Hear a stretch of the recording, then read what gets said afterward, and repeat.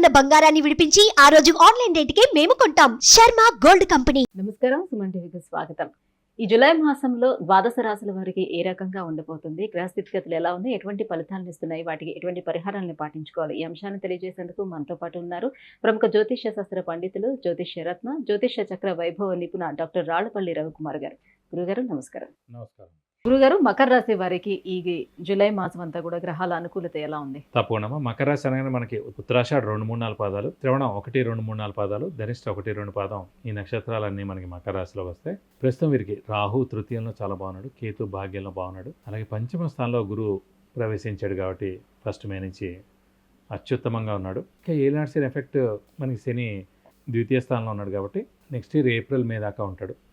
కాబట్టి ఇంకా count down start అయినట్టు అనుకోవచ్చు. ఇంకా 8 నెలలే ఉంది కాబట్టి తప్పకుండా వెళ్ళిపోతూ మేలు చేస్తాడు.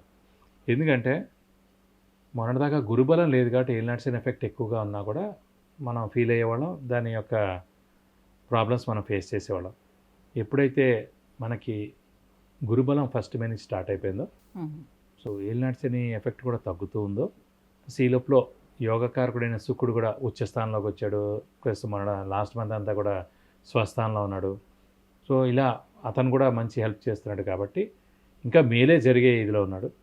కాబట్టి ఖచ్చితంగా నాది కూడా మకర రాశి, ఉత్తరాషాఢ నక్షత్రం అని. సో నాకు కూడా 1 మే తర్వాత చాలా మంచి జరిగాయి. ఇప్పుడు గురుబలం అని అంటాం. సో నేను ఈ లాస్ట్ 1 వీక్ 10 రోజుల లోపల ఎప్పుడో ఇన్నేళ్లలో వెళ్ళని ఓంకారేశ్వర్ వెళ్ళాను, మహాకాళేశ్వర్ వెళ్ళాను, ఉజ్జయిని వెళ్ళాను, ఉజ్జయినిలో శక్తిపీఠం చూశాను, తిరుపతి 2 సార్లు వెళ్ళాను. సో గురుబలం ఉన్నప్పుడు దైవబలం, దైవానుగ్రహం పరిపూర్ణంగా ఉంటుంది. దైవం మనల్ని పిలిపించుకుంటుంది. దేవుడు టెంపుల్స్ కానీ గురువు గారులు కానీ వీళ్ళందరూ కూడా మనకి ఛార్జింగ్ పాయింట్స్ లాంటి వాళ్ళు. మనకి 10% ఛార్జ్ ఉన్నప్పుడు ఫోన్ ఎంత జాగ్రత్తగా వాడతాం మనం ఒక ప్రయాణంలో ఉన్నప్పుడు. సో అలాగా మన ఏలినాటి శని కానీ, అర్ధాష్టమ శని కానీ, అష్టమ శని కానీ, పాపగ్రహాల మహర్దశలు నడుస్తున్నప్పుడు కానీ మన ఛార్జింగ్ తగ్గిపోతుందండి. సో దాని ఇంపాక్ట్ ఎక్కువగా ఉండడం వల్ల.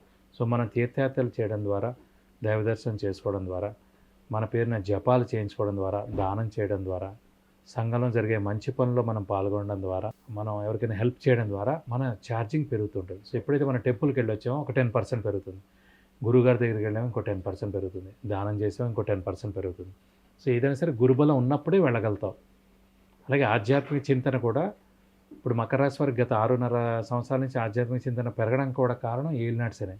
ఏలినాటి శనిలోనే ఆధ్యాత్మిక చింతన పెరుగుతుంది, ఫిలాసఫీ పెరుగుతుంది, ఇష్టం వస్తుంది, దైవ దర్శనం చేసుకోవడం ఇవన్నీ కూడా చేస్తుంటారు. కాబట్టి వీరికి మటుకు అత్యుత్తమంగా ఉంటుందని ఖచ్చితంగా చెప్పగలనండి. ఏలినాటి శని వెళ్ళిపోతే కూడా ఎవరికో సంతానం లేని వారికి సంతానం కలిగించడం, అలాగే పెళ్లి కాని వాళ్ళు పెళ్ళి అవ్వడం, నిరుద్యోగులు ఉద్యోగం రావడం, ఉద్యోగస్తులు ప్రమోషన్స్ రావడం, ఫారెన్ టూర్ విజిట్స్ అసైన్మెంట్స్ రావడం, విద్యార్థులు ఎవరైతే ఉన్నారో ప్రస్తుతం అలా ఏలినాటి శని నడుస్తాం కాబట్టి గురుబలం బాగా ఉంది కాబట్టి ఫారెన్కి వెళ్ళి చదువుకుని ఆ యూనివర్సిటీలో మంచి సీట్ రావడానికి కూడా అవకాశం ఉంది. ఎందుకంటే స్థానచలనం ఉంది, అటు మంచి సీట్ వచ్చే యోగ్యత ఉంది. అంటే స్థానచలనం అంటే ఫారెన్లో అక్కడ చదువుకోవడం. వ్యాపారస్తులకు పట్టినల్లా బంగారం. సో శ్రమ, కాలం, ధనం వ్యర్థం కాకుండా ఉంటుంది. అవసరానికి డబ్బులు సమకూడతాయి, రావాల్సిన బాకీలు వసూలు అవుతాయి, స్పెక్యులేషన్స్ కలిసి వస్తాయి, మధ్యవర్తిత్వం వహించవచ్చును, ఆరోగ్యం, ఆయుష్, ఇంట్లో పెద్దవాళ్ళు, చిన్నపిల్లలు అందరూ కూడా బాగుంటాయి. కాబట్టి అనుకున్నవన్నీ కూడా పనులు నెరవేరుతాయి. తప్పకుండా పూర్వంతో పోల్చి చూసుకుంటే మెరుగ్గా మటు ఖచ్చితంగా ఉందని చెప్పుకోవచ్చు మకర రాశి వారికి. శని ఎండింగ్ స్టేజ్లో ఉంది కాబట్టి ఇక వివాహ ప్రయత్నాలన్నీ కూడా చేసుకోవచ్చు అంటారు. ఖచ్చితంగా. ఎందుకంటే ఏలినాటి శనిలో ఆడపిల్లకైతే స్థానచలనం కాబట్టి ఖచ్చితంగా వారికి ఎలాగో వివాహం అవుతుంది.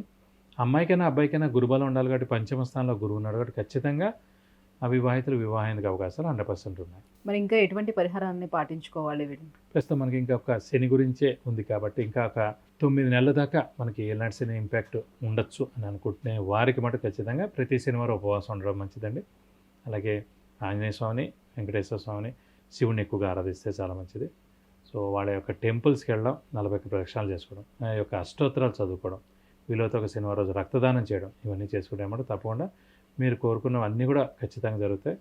కాబట్టి వీరికి అత్యుత్తమంగా ఉందని చెప్పుకోవచ్చు. ఇంకా ఆల్మోస్ట్ నెక్స్ట్ ఇయర్ నుంచి వీళ్ళకి అంతా బాగానే ఉంటుంది, చాలా బాగుంటుంది. విద్య, ఉద్యోగం, వ్యాపారం, వివాహం, వాహనం, సంతానం, ఆరోగ్యం, ఐశ్వర్యం వీటన్నిటి గురించి తెలుసుకోవాలంటే కింద స్క్రోల్ అవుతున్నటువంటి నెంబర్లకి వాట్సాప్ మెసేజ్ చేసి గురుగారు అపాయింట్మెంట్ పొందవచ్చు. గురుగారు, మకర రాశి వారికి జూలై మాసం అంతా ఎలా ఉండిపోతుందనే విషయాన్ని తెలియజేసినందుకు ధన్యవాదాలు. నమస్కారం. సుమన్ టీవీలో మీ పర్సనల్ అండ్ బిజినెస్ ప్రమోషన్స్ కోసం కింది నెంబర్కి కాంటాక్ట్ చేయండి.